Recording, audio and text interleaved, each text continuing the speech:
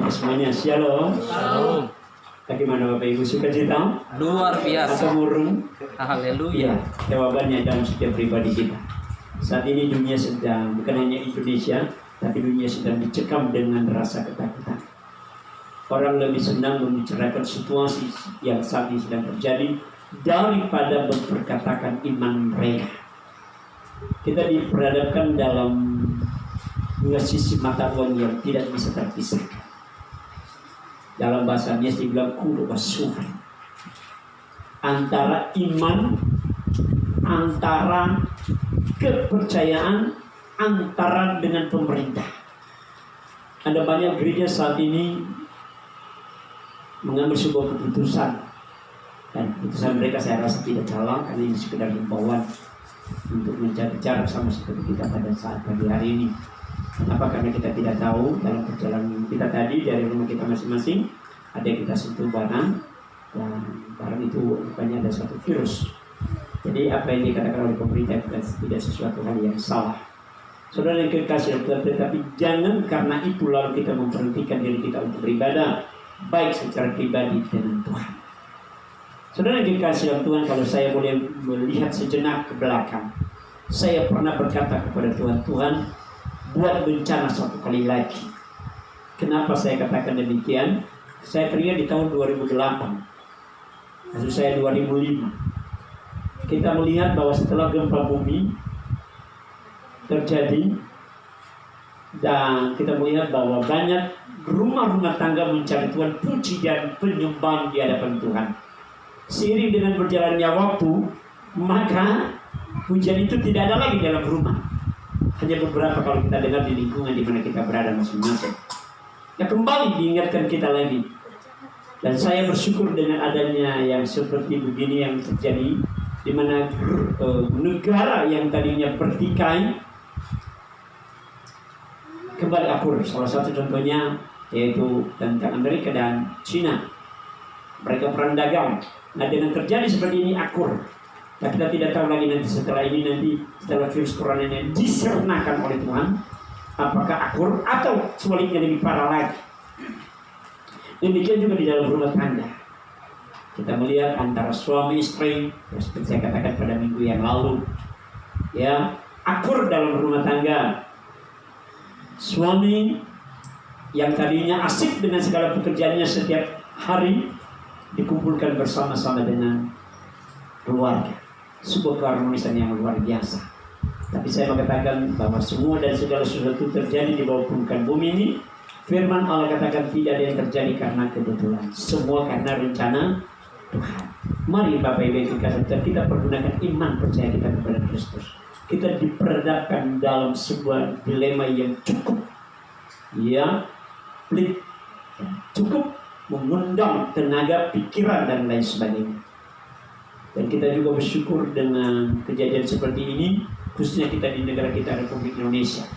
Bebas beribadah di rumah tangga masing-masing. Kalau kita dengar dulu sebelum terjadi ini, contohnya di daerah-daerah yang mayoritas non-Kristen, tidak diizinkan orang beribadah. Nah, dengan cara seperti ini, maka tidak ada lagi larangan. Bebas beribadah, memuji Tuhan. Yang penting jangan melebihi jumlah yang sudah ditetapkan oleh pemerintah. Kalau saya hitung jumlah kita ini masih bisa saya katakan zona masih kuning. Ya, kalau lampu merah dikatakan masih kuning. Belum merah, karena tidak sampai 25 lebih. Kalau 25 lebih itu sudah zona merah, dilarang. Saudara yang kekasih Tuhan, sekali lagi saya katakan, mari kita memperhatikan cara dan pola pikir dan pola hidup kita masing-masing. Saya mau mengajak kita buka Alkitab kita di dalam Injil Matius tentang kuasa perkataan. Saya akan berikan tema pada hari ini, kuasa perkataan. Mari kita buka Alkitab kita di dalam Injil Matius pasal yang ke-8 ayat yang ke-8. Injil Matius pasal 8 ayat 8. Tetapi jawab perwira itu kepadanya, Tuhan, aku tidak layak menerima Tuhan dalam rumahku. Katakan saja sepatah kata, maka hambaku menjadi sembuh. Sebuah pernyataan yang luar biasa saja. Luar biasa sekali maksud saya disampaikan oleh seorang perwira. Dia berkata kepada Yesus bahwa kamu nggak usah datang ke rumahku. Bukan karena dia seorang perwira, Yesus anak seorang tukang kayu, dia melarang Yesus datang. Bukan karena rumahnya keramik, dindingnya dari emas. Tidak itu maksudnya. Ada sebuah perkataan yang luar biasa. Katakan saja. Artinya di segala sesuatu itu ada di bawah kuasa Tuhan. Kalau kita baca ayat-ayat sebelumnya atau setelahnya, dia punya alasan kenapa dia berkata nggak usah datang ke rumah, cukup katakan saja. Dia menjelaskan kepada Yesus tentang hal ikhwal catatan yang dia miliki. Kalau kita lanjut ayat 10, maafkan saya, ayat 9, dia menjelaskan kepada Yesus. Ada alasannya kenapa dia katakan cukup katakan saja. Ayat 9, sebab aku sendiri seorang bawahan. Jadi dia merendahkan diri di hadapan Tuhan. Di hadapan Tuhan.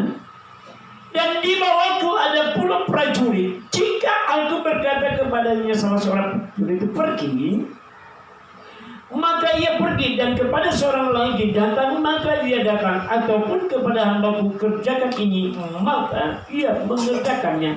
Artinya dia adalah seorang bawahan dan di bawahnya masih ada di bawah. Kalau aku berkata kepada mereka kerjakan, mereka tidak katakan tidak, siap Tuhan, walaupun mereka tidak mampu. Nah, power yang dia miliki, dia manfaatkan sedemikian rupa. Dia bandingkan dirinya kepada Yesus. Sekali lagi saya ulangi, dia membandingkan dirinya kepada Yesus. Dalam arti perbandingan, engkau yang berkuasa. Saya aja masih bawahan, dan bahwa saya ada masih bawahan, saya berkuasa. Apalagi engkau yang menciptakan langit dan bumi dan segala isi. Apakah Yesus marah? Apakah Yesus seolah-olah diperintahkan oleh perwira ini? Tidak. Yesus tidak merasa diri diperintahkan atau dilarang. Tidak. Maka kalau kita melihat ayat berikutnya, ayat 10, Yesus menjadi heran.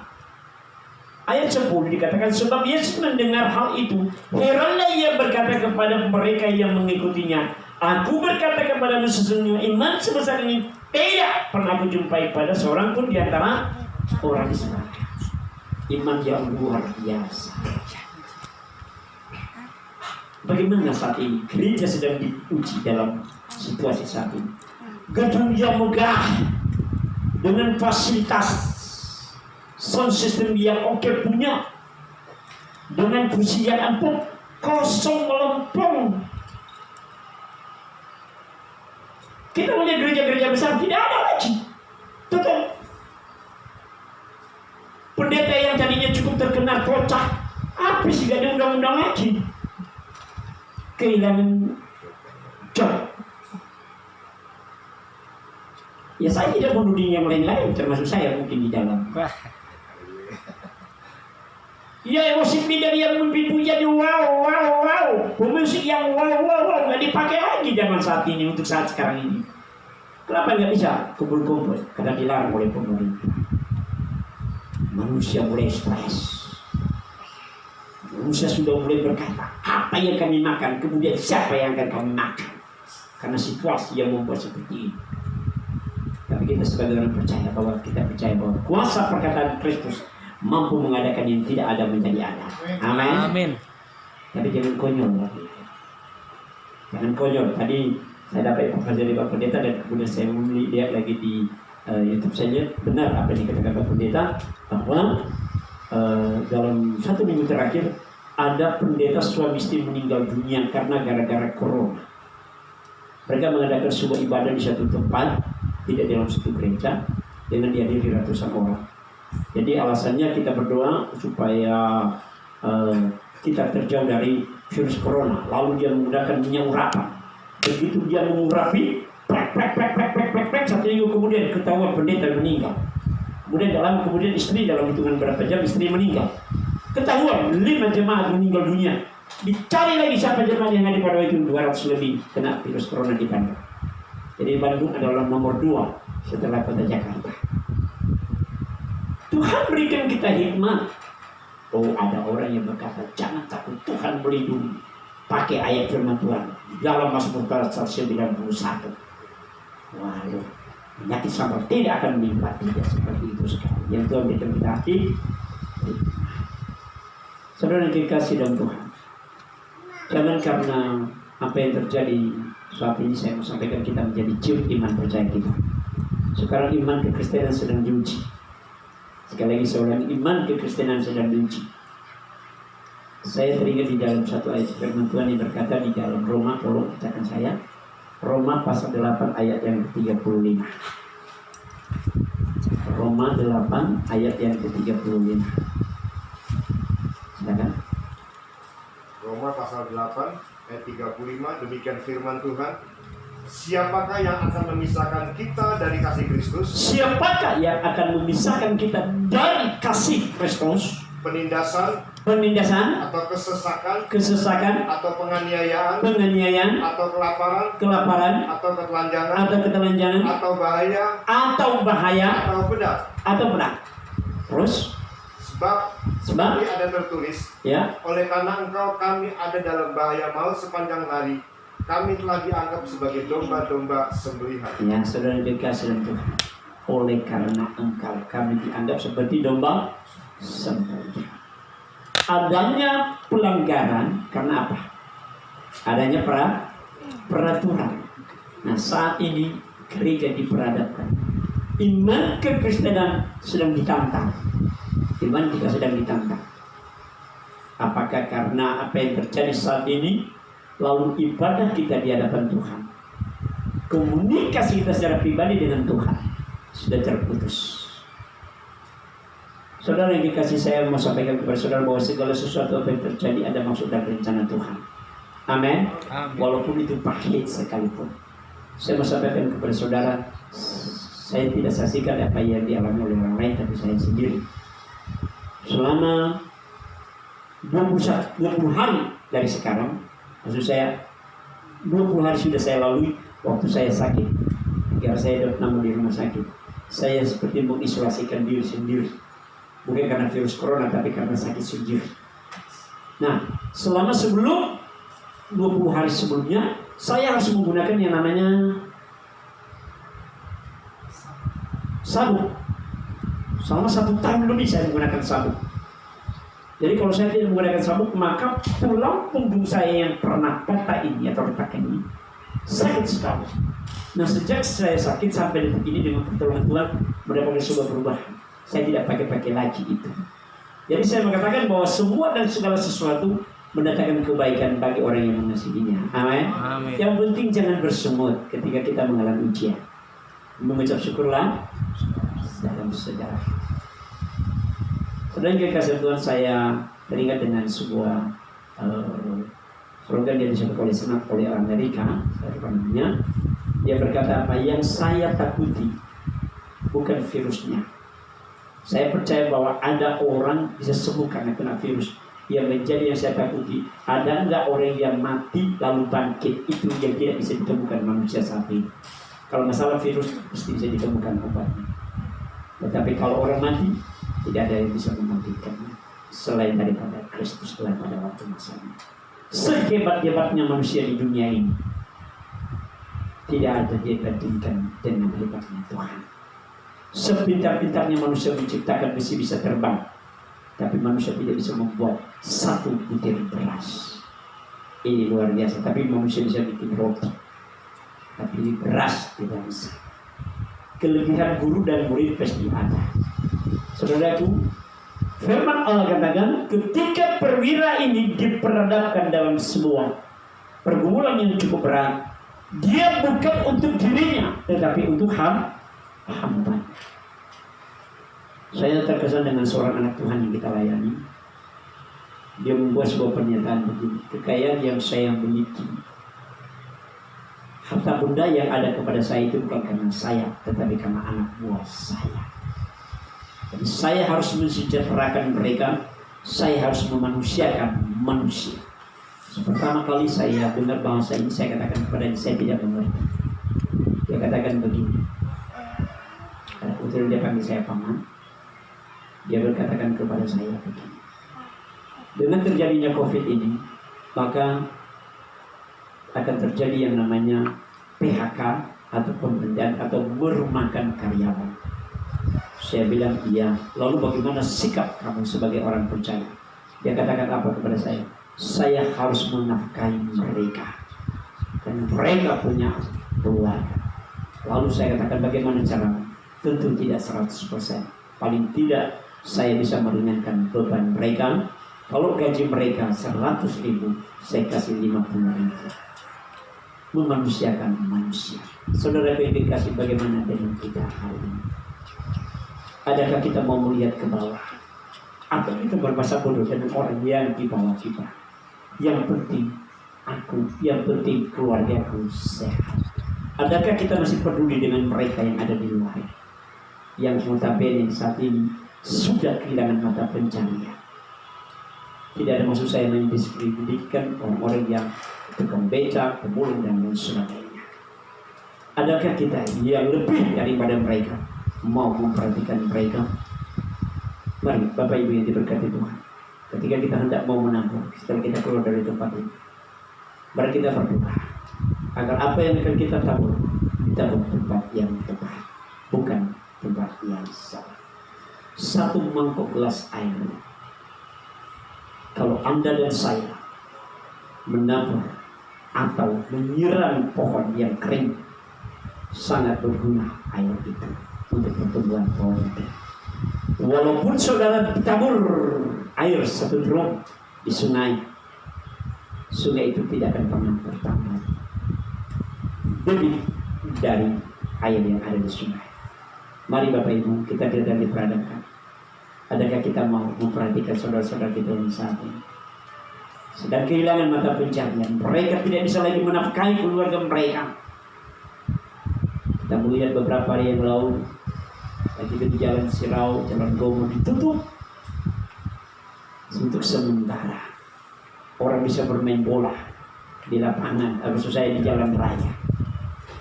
Sehingga banyak toko tutup dengan alasan kenapa kita buka toko? Toh juga nggak ada yang datang. Yang datang hanya nyamuk dan lalat, membuat kita mengantuk. Dan mereka tutup dan akhirnya mengambil satu langkah untuk begawan di rumah. Saudara kita, bagaimana sikap gereja dalam ini?